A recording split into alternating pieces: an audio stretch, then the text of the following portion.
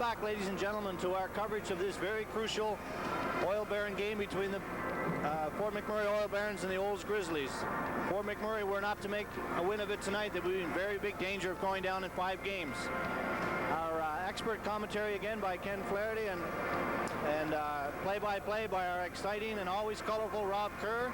I'll be joined after the first intermission by past president Ches Dix, and after the second intermission by an ex-Oil Baron who is in town to cover the game, Pete Prediger. So take it away, Rob. Thanks, Glenn. We're live at Ft.McMurray Arena, waiting game 4. Grizzlies came into the Oil Barons barn last night and stole one. Perhaps they were playing with 7 players, but we know one thing tonight, Ken. The Oil Barons will be playing with 7 players, as it's bound to be a sold-out Ft.McMurray Arena. Yeah, we got to go for a win tonight, Rob, because we predicted both that the Barons would take it in 6. So they got to win tonight, or they're going to make liars out of us. And hey, we know we can't have that. Your mother would be so disappointed in you. Very much so. Another thing, I'm glad to see Ches Dix here tonight. Now, I don't know how many people out there watching this game remember how the Oil Barons got to town, but I can still picture in my mind, I believe it was 1980, Ches Dix sitting outside a Canada Safeway with a little table trying to sell enough season tickets so the league would let him in. He had to sell 500. They figured nobody wanted to travel up to Ft.McMurray. Right. They didn't think that we could sell 500 season tickets in this town at that time. What they underestimated was Ches Dix and the sport-loving people of Ft.McMurray. Ches brought the Oil Barons to Ft.McMurray, and signs like this mean it's still alive. Well, I think you bring up a really good point about Ches Dix. Does that not sort of just underline what this team is all about? I mean, faced with perhaps a huge obstacle put in front of it by the league by saying, look, you have to have 500 tickets. The Oil Barons, faced with a huge obstacle of being behind 2 games to 1, and now, as Ches Dix did, have to show a lot of character and fight back. Well, yeah, you know, it's a northern attitude. You can't live in the north if you're not prepared to address a little adversity. And Ches, he thrives on a challenge, always did, and really a big supporter of anything athletic in this town, from golf to hockey to anything. And it's the same with, well, just as an example, are we in the north? Are we actually in the north?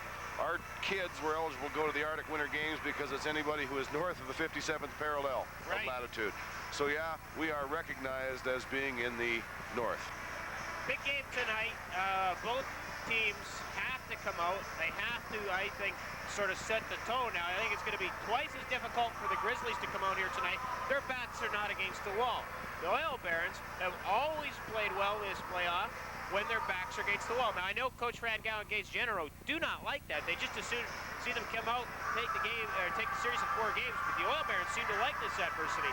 Tonight, I completely expect the bad refereeing or whatever aside, the Oil Barons to come out and just start banging bodies.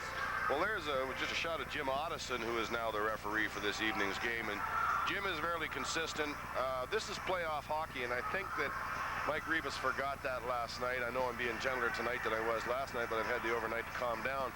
Jim Otteson has been in the league a long time, and I've seen Jim referee some good games. All in all, throughout the year, the refereeing was good no matter who it came from. I'd rather have George McCory, but I understand he had a bit of an off night down in Olds the other day, too. So anybody can have one. Let's just hope Jim Otteson lets them play hockey and doesn't get into the too many penalties for one team or another. I like the way George does it. He waits, give and take, yell at them. If they don't skate away, throw them both out. And that means the game's going to stay under control. He's going to call it garbage, but he's going to let them play. Couple of lineup notes for the Grizzlies, actually just one. To the best of our knowledge, he did not take the opening or the warm-up. That was number 18, Curtis Sheptak. And I understand from Colin Robinson that it is a shoulder injury. He didn't know if he was going to play. Perhaps he will suit up and see spot duty. Who knows? Well, I doubt it. Now, you got a lot of depth on that team. I don't think Chris Stewart is going to risk. Like, he's got a long haul. They still got the C Cup coming up. Yes. And I don't think he's going to risk that. He doesn't have to. I don't believe he's that kind of coach. You're back to the wall. You're going to jeopardize a young man's future. No. You won't see him on the ice. Okay. Oil Barons are going to go, I assume, with the same lineup as last night. I see Kevin Felix up in the stands. I thought we might see him back here in McMurray to add of that physical presence, that toughness. Not that the lineup is lacking that, certainly not. No. But Kevin Felix is a very intimidating hockey player. Yeah, well, Kevin's a little bit younger. You know, he's one of the ones eligible to come back next year, and he's kind of serving his apprenticeship this year. But he'll be back with a vengeance, and I expect him to get a lot more ice time next year, excuse me. Yep. It's just like being he's just the odd number right now. But hey, he's a good young fella, and he'll go out and work just as hard for this team as anyone else does. And I see him filling a role, something like Jim Ivey this year. Jim Ivey's big, tough, aggressive player, and that's the kind of style I would like to see Kevin emulate next year. You can see the Olds Grizzlies are now taking the ice. Coincidence, number 5, yes. Greg Ambrose, played minor hockey in Ft.McMurray. Oh, really? Yes, he did. He moved down to Edmonton about 5 or 6 years ago. Very nice young man. I know his dad, Peter. Right. Works for Syncrude. Just a terrific family, and it's good to see another boy who played minor hockey in Ft.McMurray playing junior. I'm not even going to try and talk over this, Ken. As you can hear, Oil Barons receiving a warm reception from the faithful. The faithful is right. We're almost back up to a packed house. There's still a lot of people out in the lobby having the last gasp on the gagger. So it'll be standing room again, or sold right out as it was last night, I'm sure of it. And that's great for the club, you know, the postseason. And Nick DeHoog has got to like this. I haven't had a chance to talk to Nick for a while. Dennis Mandrusiak, treasurer's got to like this. This can make or break your club. The Barons we've struggled a little bit trying to raise some money, but this is really going to save the club, and these guys are doing it for us. Well, we want to remind our viewers at home that if this game, if the Oil Barons win tonight, there will definitely be a Game 6 here in Ft.McMurray. We will be there to cover it live, starting with playoff press box at 8 o'clock. So stay tuned. And I got this sneaking suspicion that we're going to be back here on Friday.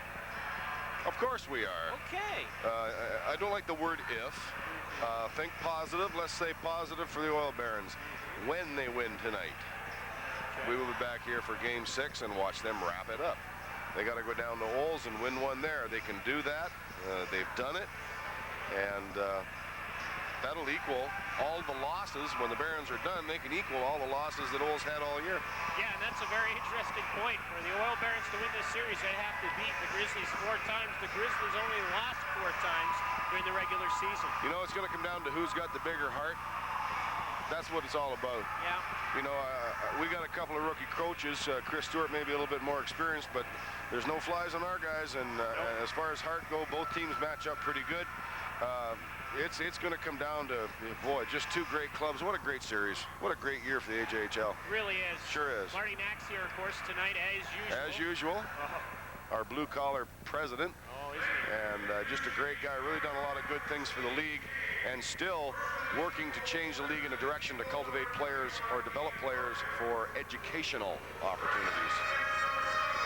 Well, we're just about ready. We're going to have a sing the national anthem tonight by one-time Juno-nominated Ft.McMurray's very own Susan Graham. Yeah, she's also, she comes out of the Didsbury area, yes. So a lot of her relatives are up here tonight rooting for the Olds Grizzlies. And Ken, I found this rather amusing and a little alarming. She came over to you and said that everybody in the Olds section wanted to know they really liked your commentary. I had problems with the Olds players today. I had problems with the McMurray. Yeah, you had a little trouble getting in, huh? Well, hey, you know, I don't know, Rob. Maybe it's your tie. It must be. It's my lucky tie tonight. Moniger and Fallman on defense for the hometown Barons, and the line of McPhee, Stewart, and Harris together. A lot of damage. Again. A lot of damage this line did last night. You betcha. That's where the scoring came from. King Richard Perrant will start in goal. No shock there. After the national anthems, I will give you Olds lineup.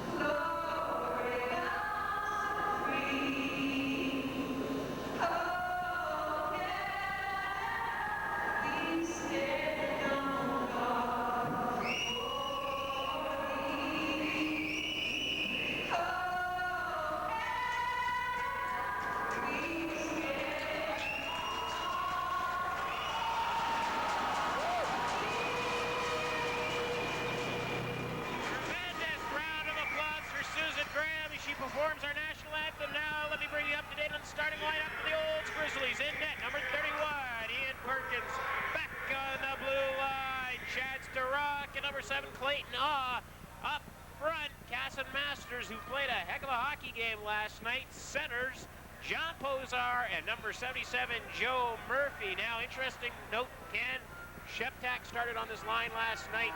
John Pozar pulls in his position. Yep. So it's pretty safe to say I don't think Sheptak's in this game. Gee, I wonder where I heard that before. Well, aren't we full of ourselves tonight? Sure, because you didn't get threatened by a hockey player. Yeah, I think that's kind of comical, Rob. Well, it was a Swede, and I didn't tell everybody or check it. He had a bodyguard with him. He had 4 or 5 of them, did he? Yeah. Well, it doesn't matter. Mike McPhee to take the face-off with Masters. Mike McPhee is waved out of the circle. Ross Harris steps in, wins the draw back to Moniger. Moniger in his own end with the puck. Cross ice to Fallman. He couldn't pick it up. Ross Harris dips it out into the neutral zone. Bobby Stewart picks it up over to Mike McPhee. Mike McPhee shot just wide. Picked up by wheels out in front of Perkins. Looks up ice. Nobody to pass it to. Decides to carry. Now Joe Murphy has it. Murphy works the wide. Plays it in front. Oh, Masters couldn't get a stick on it. Now Pozar the wraparound. They score! No goal! No goal! Net was knocked off its moorings. The Grizzlies don't realize it yet, but the net was knocked off its moorings. And it was good work there by the old Grizzlies to throw it around, but the net did come off. Referee Jim Otteson just becoming very popular with Ft.McMurray fans right off the bat. Grizzlies right on top of the Oil Barons. A good work by Fallman to break it up, but a few other men a little too loose. So let's look at this on the replay, see if we can pick up where the net went off. Should happen just to your right, and there it goes, right there. Yeah. Now, we couldn't see the puck at the time, but... That was Fallman dumping Pozar in the corner, corner of the net there. Yeah, it was a good close one, and like I said, Jim's done some good refereeing. Let's hope this is indicative of things to come. Well, Joe Murphy went over to talk to Otteson, but Otteson wasn't buying any of that. Well, the Grizzlies, there's another angle. Maybe we can see the puck. There it goes. Yeah, just before. It was good call by Jim Otteson. Bobby Stewart with control in his own end over to Terrence Oliver. Oliver hits the referee with the puck, gets it back. Up ice, Ross Harris couldn't connect with it. This goes all the way for icing. You notice the Grizzlies didn't contest that too much, Rob. They don't have to, for one thing. They're a good team. They know they can go out and score more goals, but obviously, you know, they knew. They knew it was a good call, and they weren't going to make a big fuss over it. Things look a little more composed tonight. We don't seem to have the jawing after the whistle. Yeah, it's early, but it's early, and the Barons seem a little flat to me. I know it's hard to say after like 42 minutes, 42 seconds of play, but last night they came out in the first 10 seconds there was bodies flying. A little wilder, yeah. Yeah. Puck's controlled by Oliver. He slips in behind Perrott. Now he comes out. Up to Russell Sharp along the boards. He's into the neutral zone. Russell Sharp with the puck gains the blue line. Cuts the net, cut off by Lubsack. Lubsack's hit by Jim Ivey. Interesting combination out there now. Ivey, Eichenlaub, and Russell Sharp. Puck's now gathered up by Terrence Oliver. He nearly loses it, and now the Grizzlies pick it up. Erdman into the corner, plays it in front. Cut off by Russell Sharp. Russell Sharp in there checking. Now he can't come up with it. Zamata plays it in towards Perrott. Zamata with the wraparound. Kicked out easily by Perrott, and now Ivey has it. He fires it all the way down the ice. He's going to catch a break as it rolled into Perkins, so no icing. Perkins plays along the boards. The Grizzlies do have it.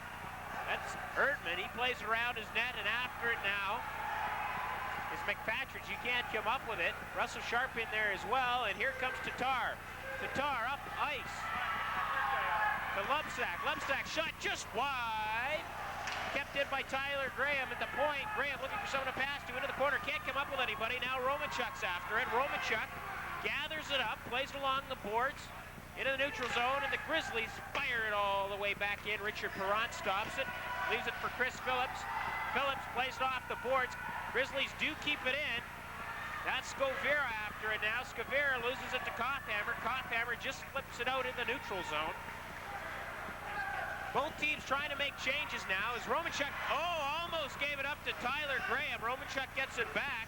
Romanchuk, nifty little move to get out of his end. Stolen by Scovera in the slot. Now Tatar has it back to the point. Low, Starock And a lucky break for the Oil Barons as the puck got away from Starrock and comes out in the neutral zone. Now Romachuk has it. Up to Clarence Houle. Houle fighting with Joe Murphy. Now Casson Masters has it. Masters over the Oil Barons blue line. Oh, and he's decked by Koffhammer. Oh my, what a hit. Back up on his feet again though, and the puck's back to the point. Nelson in, and oh, what a save by Richard Perron. He grabbed that one right out of the air. You want to see confidence in your goaltender, you watch that on the replay. Chris Phillips, there's a replay. Chris Phillips and Tyler Romachuk took their men. They just ignored the shooter. King Richard had him, and they knew he had him.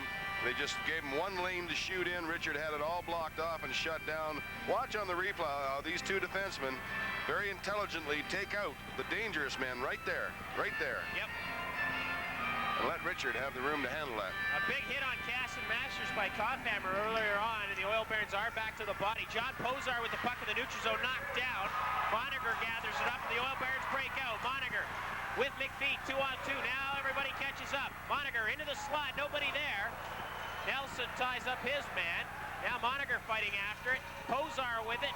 He passes it up, and here comes Nelson. Nelson over the Oil Barons blue line, goes wide. He's tied up by Bobby Stewart. Bobby Stewart takes his helmet off. Penalty coming up to the Oil Barons, and I'm not sure what that was all about, but I assume it's high sticking to Bobby Stewart. That's what they're giving him. It's a high sticking call. We're going to watch that on replay as they go into the boards. And Bobby did the old knock the helmet off. It's one of Olds' tricks, and I guess the stick came up a little too high because Otteson was right there. Look at the right of your screen, our texts say from the truck. Boy, they're good. Oh, they are. And here comes, and there goes the stick up around the head, just a little too much. Well, you can't get away with that in this league. So well, once you get over the shoulder, they got to call it. Yep, the Grizzlies have a 2-minute man advantage. 16:35 remaining in the first period. Scoville out there with Tatar and Joe Murphy. That's the front line for the Grizzlies. McFatridge and Koffhammer out there for the Oil Barons.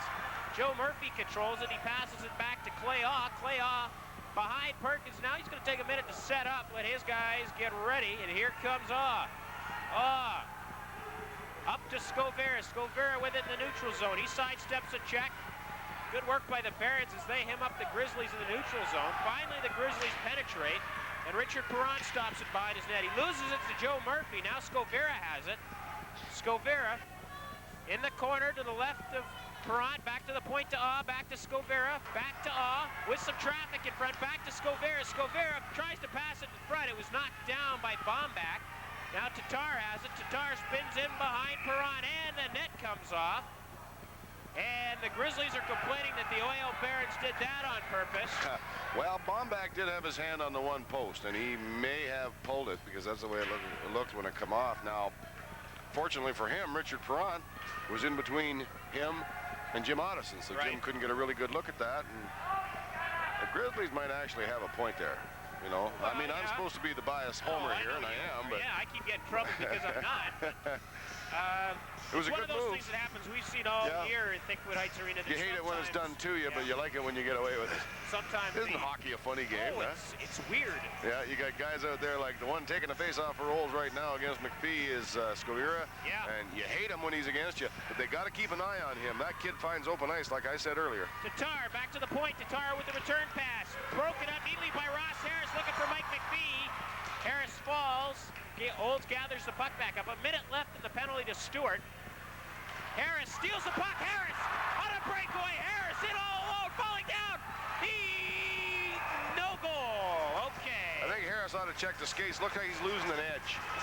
He carried himself and the puck into the net. I'd like to take a look at it on the replay, but I believe it's a similar situation to what happened down here. That net went moving before the puck went in. Let's take a look at it here now on your screen. Good steal, one of the best forecheckers in the league. But look at this, I think he's losing an edge here. Yeah.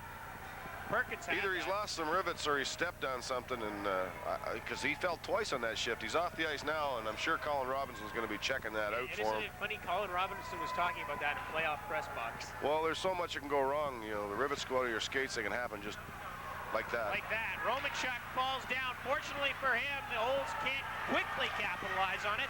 Chris Phillips with it. He slaps along the boards. Kothhammer after it now.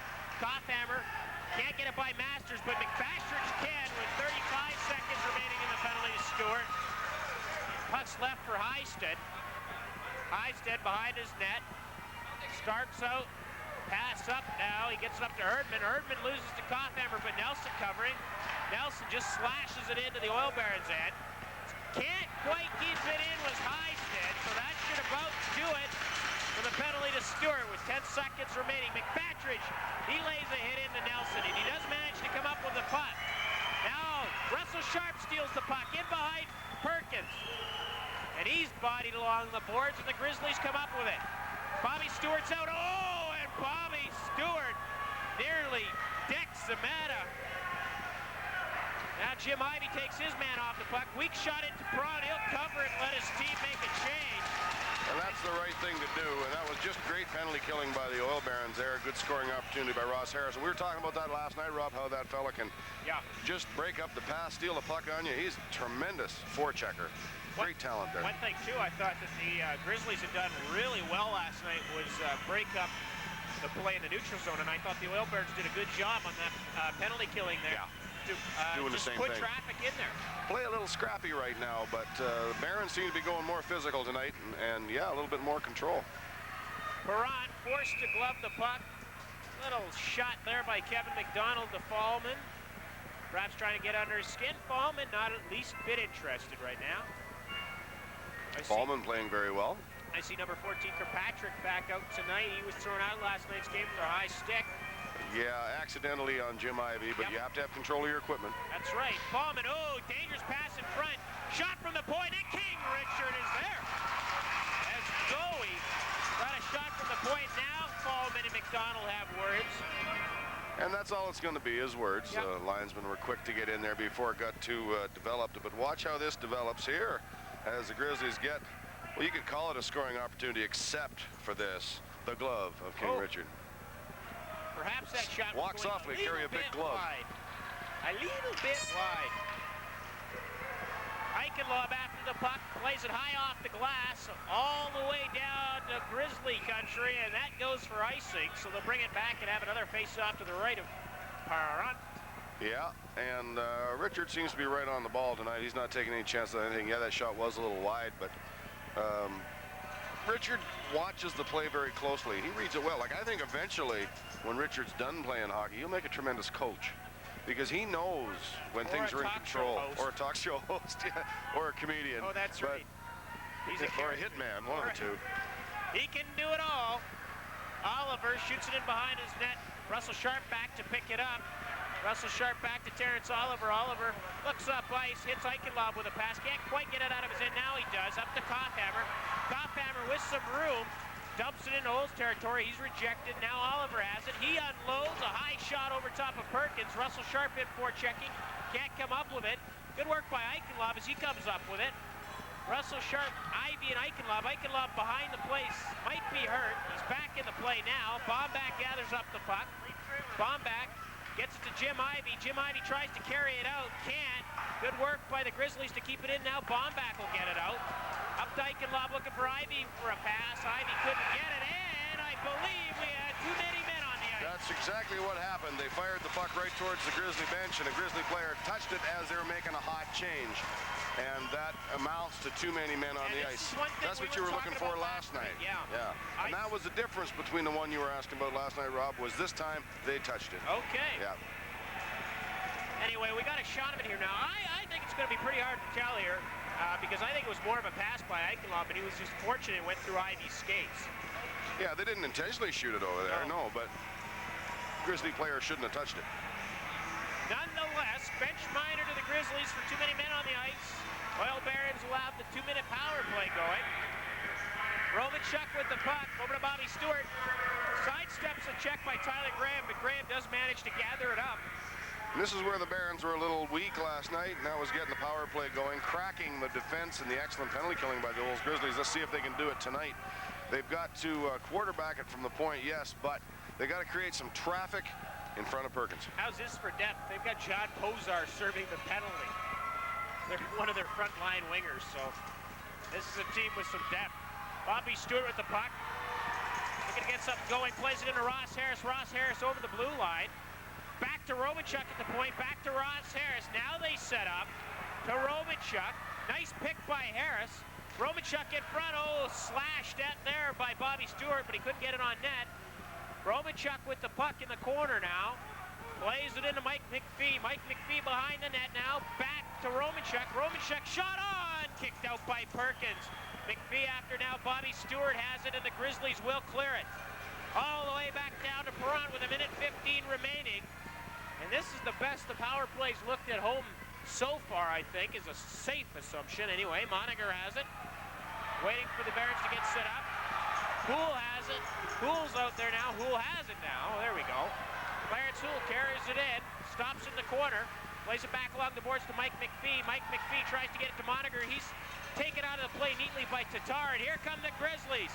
That's Lubsack. Lubsack trying to go wide on Romanchuk.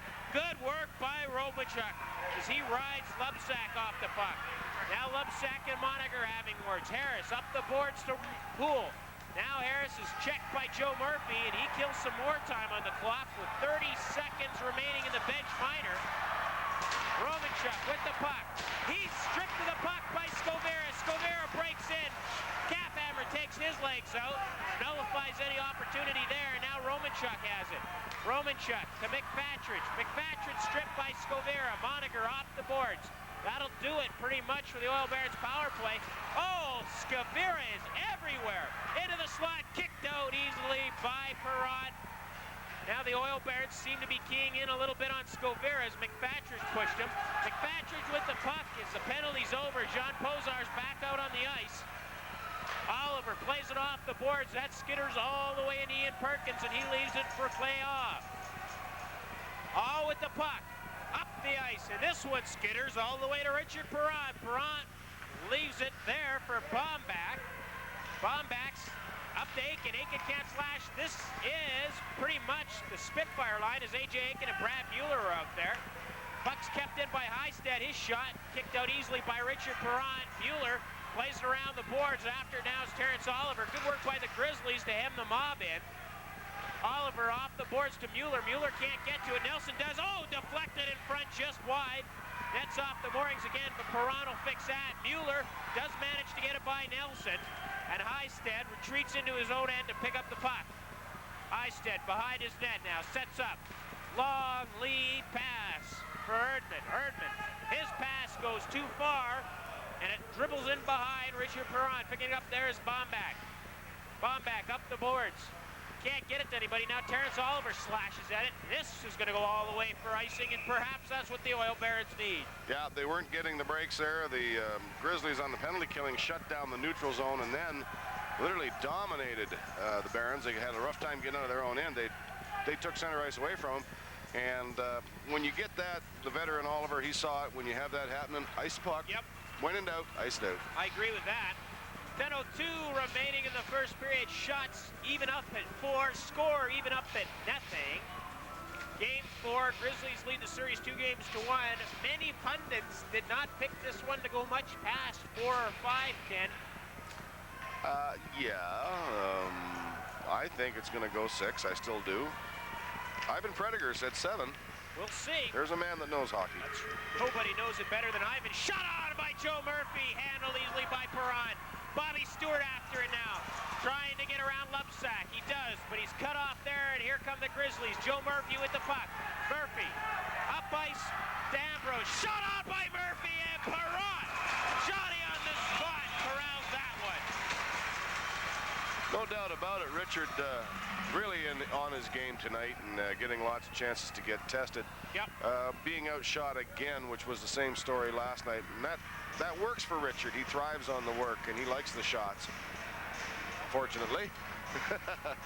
Let's see where Harris loses it here. Loses the puck. The puck gets away from him, let's say. The Grizzlies pick it up. Beautiful shot. Beautiful shot, but Richard had it read all the way. Good camera angle. Tremendous camera angle.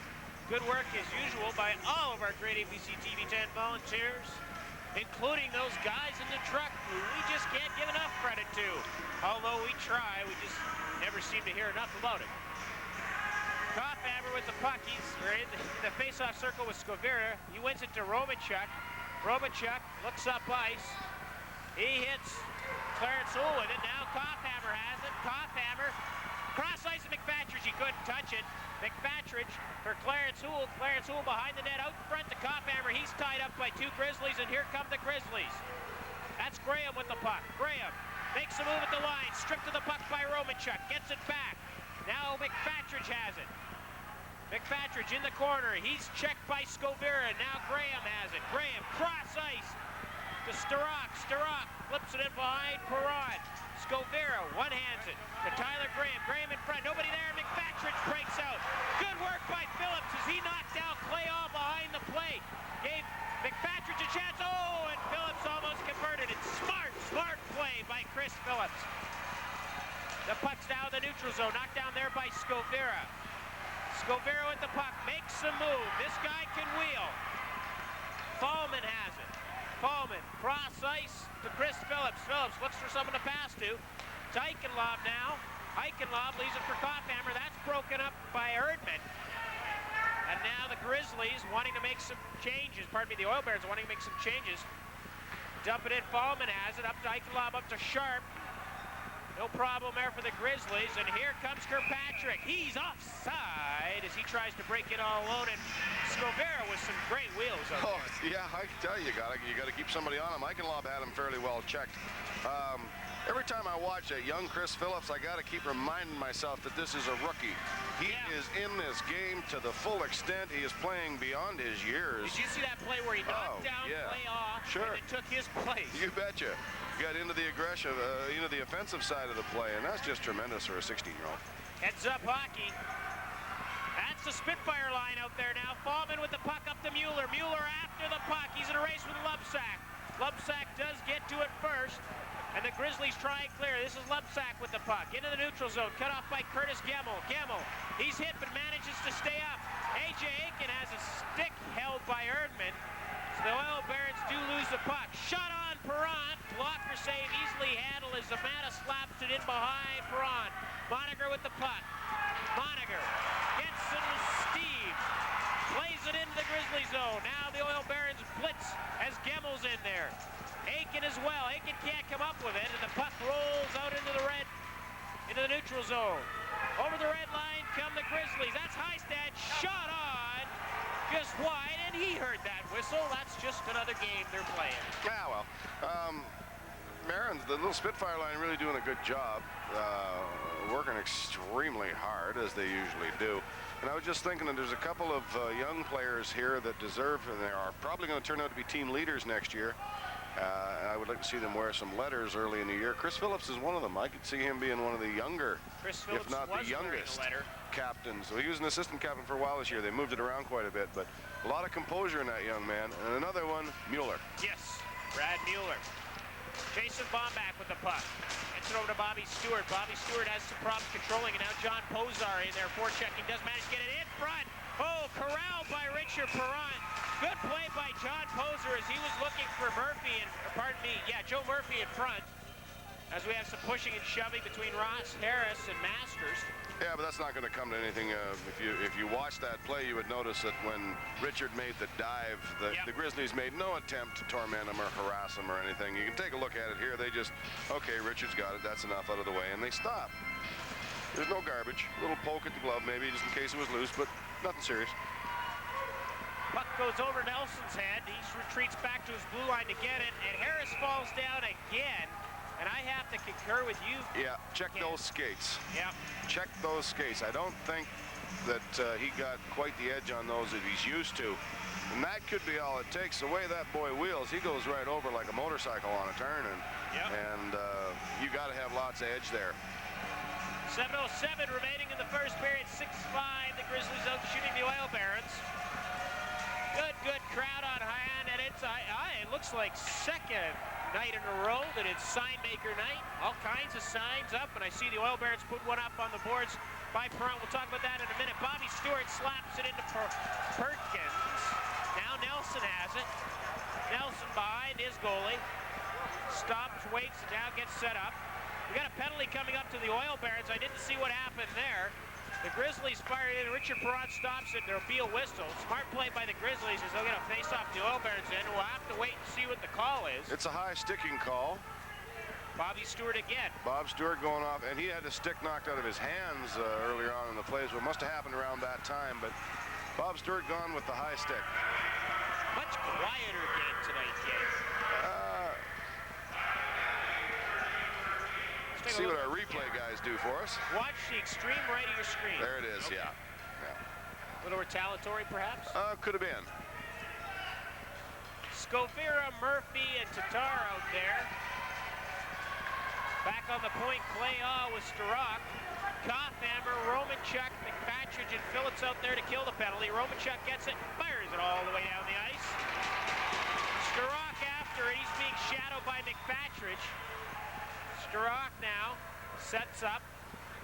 He passes it up. The Grizzlies try and get out of their own end. Boy, Scovira can sure rag that puck. Scovira tries to go wide on Phillips. Phillips didn't buy any of that. Starak back to but he gloved it, and the faceoff will come outside of the Oil Baron zone. You want to talk about two defensemen doing a great job. Tyler Romanchuk and Chris Phillips tonight have just very, very impressive show by these two players. The veteran and the rookie. Yeah. But, you know, look at the size of Phillips. He's about the same size. We got lots of noise up here. We got quite a few guys on the rail, and we got one of them here who is just a little bit upset with the refereeing. Well, we know that doesn't happen very often, does it, Ken? No. Tatar with the puck over the blue line. Sets up to the left to Perron. Back to the point to shot into traffic. It's deflected by Kothhammer. Chance in front now as Starak was pitching. His shot went wide. Tatar has it again. He's off to the right of Perron now. Scovira parked behind the net. Starak has it at the point. Starak to Tatar. Tatar, his pass broken up neatly by McFatridge. He can't get it out. Chance now for Starak. They score! Joe Murphy deflected a centering pass from Starak. And for a moment there, Ken Murphy didn't even know he'd scored. No, despite a superhuman effort by Sean McFatridge and Richard Perron to keep that goal out, you can't take too many penalties against these guys, and their power play works. Let's not make any bones about it. But watch this. There's McFatridge almost getting it out there, sprawling, diving, doing everything. Phillips in place, got his man, but there was a deflection by Murphy right in front of the net. I don't think he even deflected it, or knew he deflected it, excuse me. Bobby Stewart's penalty nullified there by the goal. Grizzlies get up for 1 goal to none. 5:45 remaining in the first period. Grizzlies stop behind Perkins. They get set up, now they get something going, and here come the Grizzlies. That's Heisted with the puck. Heisted carries it all the way in. Mueller breaks it up, and Mueller breaks out with the puck. 1-on-2 with Nelson. Shot on, they score!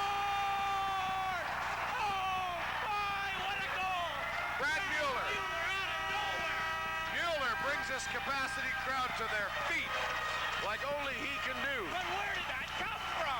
Just from God, my son, from God. That's a beautiful shot. Just a powerhouse shot by Mueller. There's another rookie doing wonderful things for the Barons. And what was I just saying a minute ago? Hold on for the replay. Watch this shot. Okay, here we go. Here comes the replay. Back checking. Good work by Mueller as he intercepts it. And he unloads. And Perkins, that is his goal. He should have had that one. You betcha. They got to get the shots on this guy. Brad Mueller has scored more important goals this year than any other Oil Baron, I think. But shot into the crowd. He's just a great young fella to talk to, you know. He's really got his head on straight, and he's very pleasant, very polite. Just a well-raised young man, and real credit. And that's why I think, you know, with his work ethic, he could take an assistant captaincy next year with that work ethic of his. Take a look at it here. That's Heisted trying to go coast to coast. Mueller with some great wheels, stops, turns around, and I really believe that Perkins should have had that one. Bobby Stewart breaks in. Bobby Stewart passes it back to Moniker. Moniker unloads, shot wide. Barons now seem to be pumped. Shot off from Bowman. That skitters wide. Moniker shoots, deflected, and the Grizzlies are on their heels. Backhander by Harris. Kept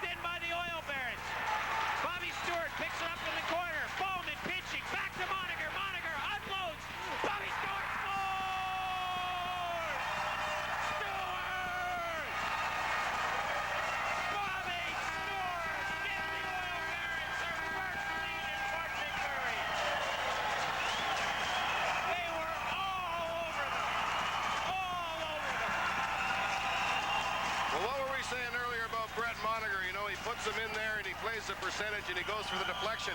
He gets a deflection, it deflects right to Bobby Stewart here. Watch the shot. It'll come back. Moniger deflects, Stewart, bing, the hands and the percentage. You know, there it is, right there. That's 3 goals. Bobby Stewart has scored at Fort McMurray. They're almost identical. Yes. And just as quick as that, the Oil Barons take a 2-1 lead. All sparked by a rookie. It was approximately at 5:50 when the Grizzlies scored, and now the Oil Barons lead. It all alone was Tatar, and Richard Perron didn't have any problem with that one. Now that brings me to an interesting point, Ken. Yes. One thing that Doug Kelly told me about this Grizzlies club, they get behind, they become individuals.